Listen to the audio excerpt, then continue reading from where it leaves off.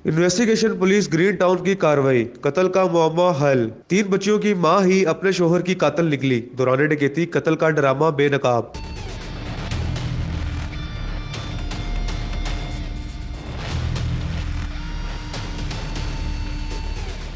सलमा बीबी ने आशना इरफान के साथ मिलकर अपने शोहर जरार खान को कत्ल कर दिया। सलमा बीबी का अपने आशना के साथ 18 साल से मुआशका चल रहा था, जो कत्ल की वजह बना।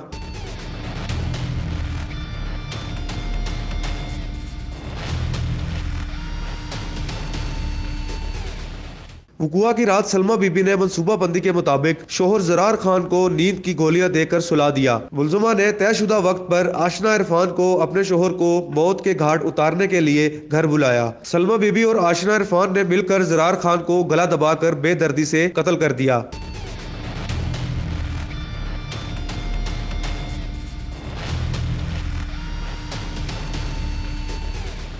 मुलजमा सलमा बीबी ने संगीन वारदात के बाद आशना इरफान को मौका से भगाकर डकैती और कत्ल का ड्रामा रचा दिया। मुलजमा ने दौरान डकैती तलाई जेवरात और नकदी वगैरह लूटे जाने का भी ड्रामा किया।